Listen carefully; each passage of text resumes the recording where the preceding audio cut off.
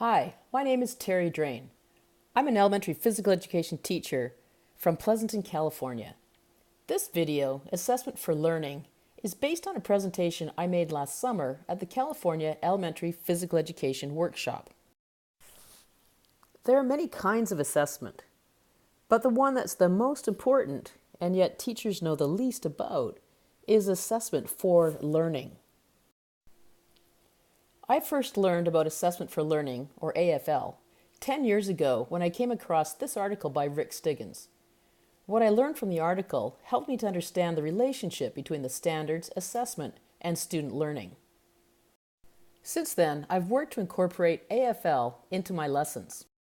The purpose of this video is to share what I've learned and provide strategies and information that will help teachers get started with AFL in their own programs. Assessment for Learning is feedback to the student that is primarily descriptive and emphasizes strengths, identifies challenges, and points to the next steps. Research indicates that AFL has a profound impact on student achievement, with students learning at approximately double the rate.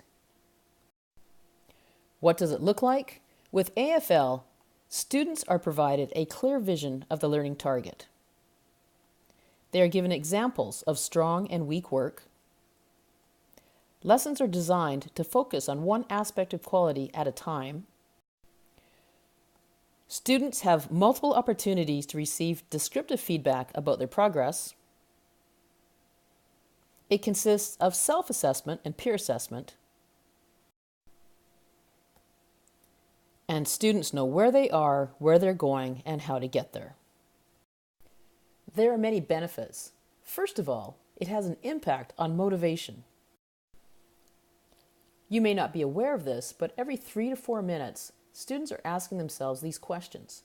Can I learn this? Is it worth the effort? Is it worth the risk, again, that I might fail in public? AFL helps students to know that success is within reach. When students see they are making progress towards a learning goal, their confidence in their ability to learn grows.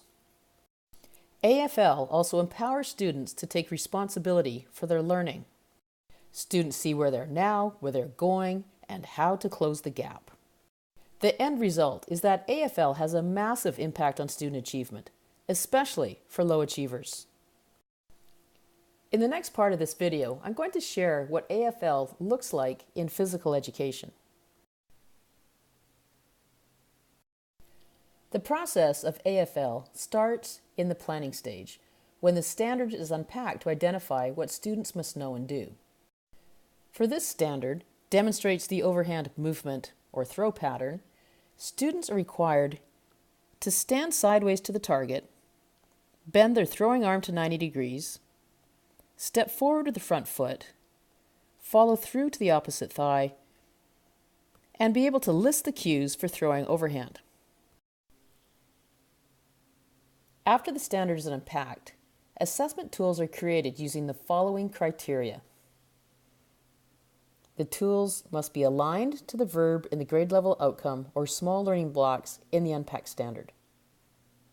They must be developmentally appropriate, can be seamlessly incorporated into the lesson, are as authentic as possible, involve self or peer assessment, and provide immediate descriptive feedback to the learner. The next step is to sequence the assessment tools and learning activities into lessons. Here's what this learning sequence looks like with my first grade students. Lesson 1. I share with students that today we're learning how to throw overhand. I demonstrate the action of the skill just in case they aren't sure what it is. Then I send them off on a joggy-talkie with a partner. Together they jog the perimeter of the blacktop while answering this question. How many games or activities can you list that use the overhand throw? When they come back, they share out, and I typically get around 15 games or activities. My response is, wow, this looks like a really important skill to learn. Look at all the games you can play if you can throw overhand. Students now know the what and why for today's lesson. What are we learning and why are we learning it? Now they're going to learn how. How will they know they have learned?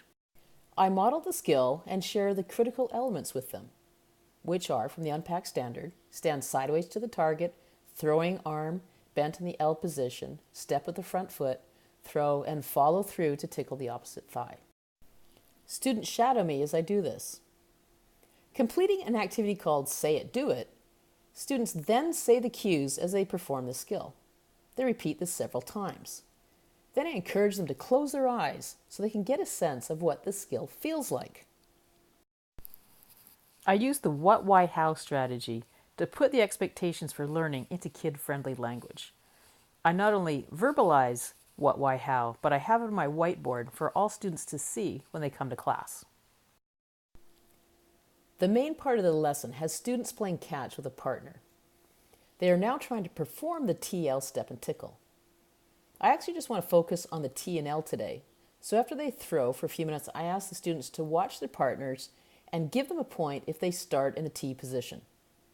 After a few more minutes, I have them give their partners a second point if they bend their throwing arm into the letter L. Although fairly simple, this activity serves to focus the students' attention on the cues and improves the quality of their throws. The lesson wraps up with the relay throwing game. With their partners, students throw the ball to the end of the field and back, counting their throws. During closure, I have students reflect on whether or not they learned what they needed to learn today, which was the ability to throw with a T and an L. I have them use their thumbometer to let me know how they felt it went. If they're successful, thumbs up. And typically most or all students give me a thumbs up at this point. Lesson 2. After the warm-up, I have students sit with a partner and quickly share with each other what they remember from the previous lesson about the overhand throw. Then I have them stand on their PE numbers and practice the TL step tickle. Then we learn the Take Me Out to the Ball Game dance. This is an action song where students perform the actions of various positions in a baseball game. And one of them is a pitcher, where they do the TL step tickle. And even though this isn't intended to be an assessment, I do get a chance to look over my shoulder and get a quick look at them to see how they're doing. Next, freeze tag. When students are tagged in this version of the game, they must freeze in either a T, an L, a step, or a tickle. They are freed when a classmate guesses correctly which cue they are demonstrating. And this is a formative assessment. It's giving students quick feedback on whether or not they know the cues. After this, we're back to playing catch with our yarn balls with a partner. Same format as the previous lesson, but today points are awarded if their partner observes them stepping with their front foot and then tickling the opposite thigh. Working with the same partner, students then do the clay and artist activity. In this activity, students take turns being either the clay or the artist. If they're the clay, the job's pretty easy. They just stand there and let the artist form them into the shape of a throwing statue, either a T, an L, a step, or a tickle. When they're happy with their work, they call me over to take a look. Then they switch jobs and create a statue of one of the other cue words. As a culminating activity, we play Clean the Backyard.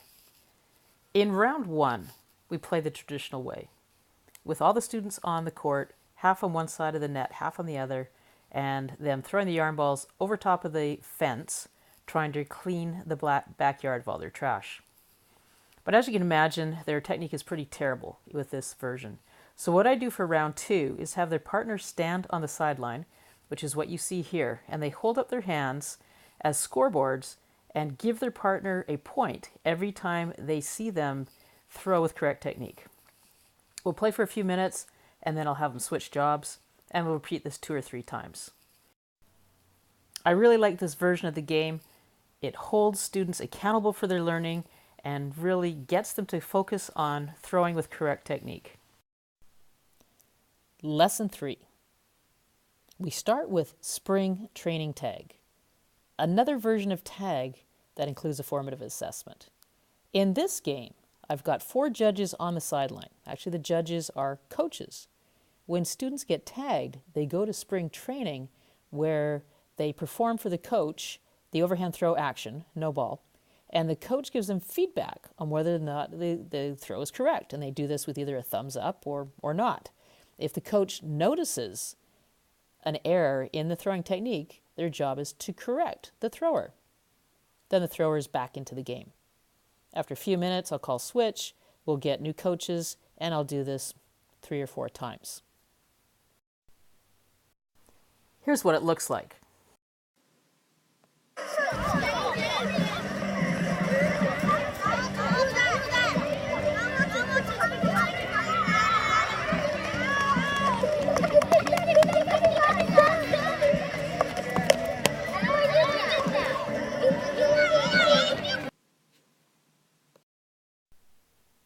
Next, students will play a game that I call cricket.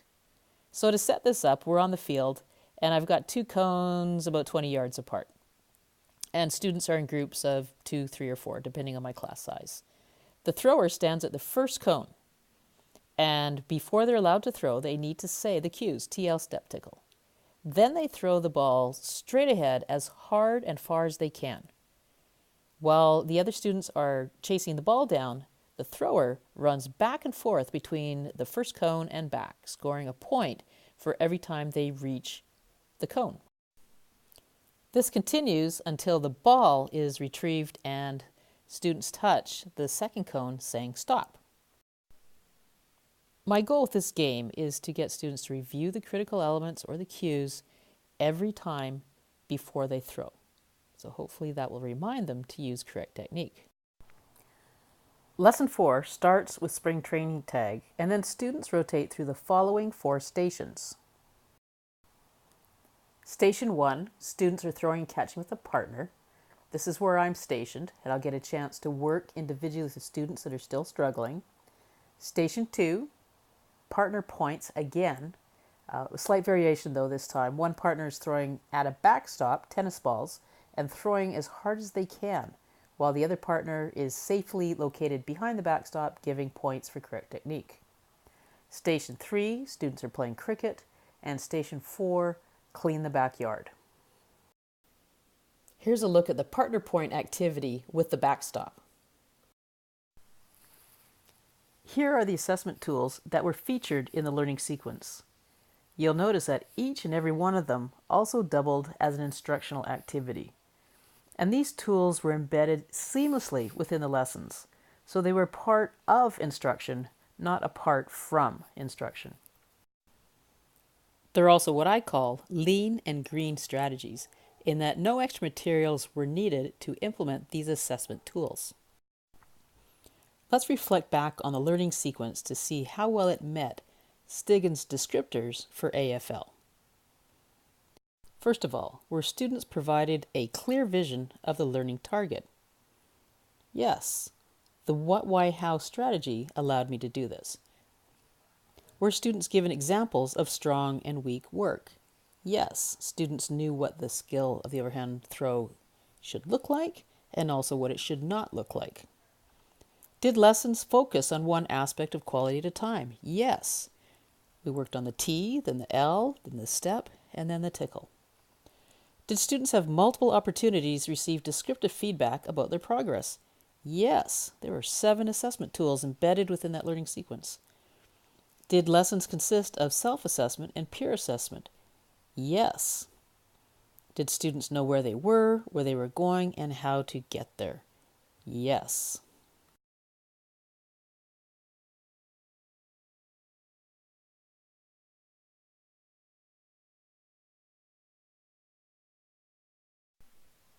As you get going with AFL, you're going to need to create a repertoire of assessment tools. Here are some other examples of tools I use with different standards. I call this one perfect hit. We're working on the 3rd grade standard, which is strike a ball continuously upward using a paddle or racket. Our ultimate goal is 10 in a row. Right now, though, their goal is 1. Their partner drops the ball. If they can hit it straight back up to their partner's hand, they score a point. After 5 tries, they switch jobs. I call this one the Yahoo game.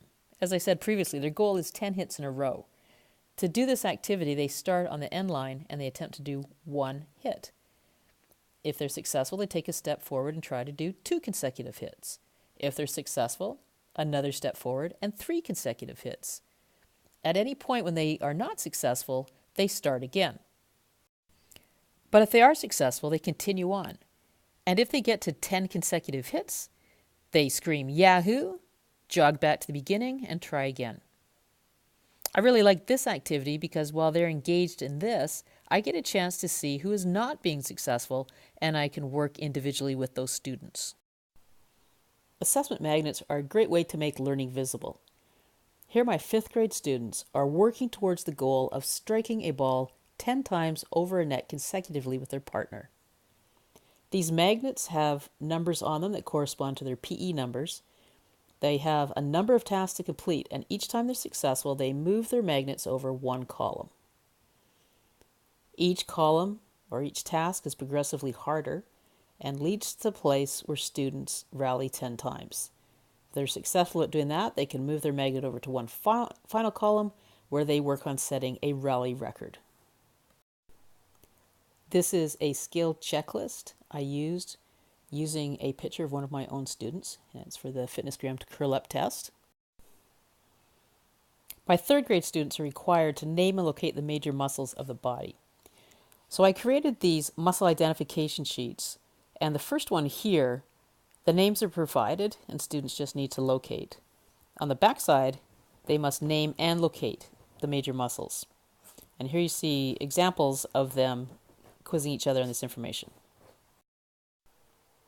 Here's a more authentic version of the same assessment tool where they use their partner instead of a picture to locate and name the muscles. A poster is provided so they can check the answers just in case they're not sure. This assessment tool is called Showdown.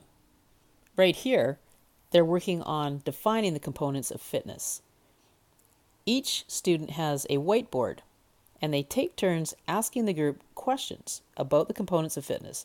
Answers are written on the whiteboard. They go 1, 2, 3, showdown, and show their answers to each other. This one is super silly, but a lot of fun. These are my 3rd grade students. Their task is to list the 5 components of fitness, and if they're successful, their group mates need to hail the master of the components of fitness.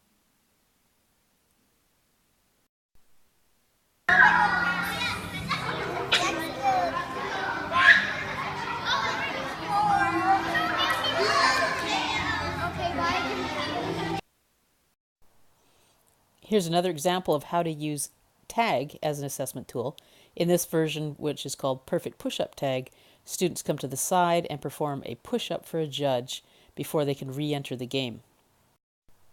In this version called Heart Smart Tag, my 1st graders are coming to the side to answer a question about the heart, such as how big is the heart, where is it located, how do you make your heart stronger, and so on. Thank you for watching my video on assessment for learning. I hope you can use the strategies and information that I've shared with your own students. If you have any questions, feel free to email me at terrydrain@gmail.com. You can also follow me on Twitter at terrydr99. One final thing, if you'd like to see the handouts that went with this presentation, you can get them by going to this folder. I've also included in the folder the article by Rick Stiggins that started it all.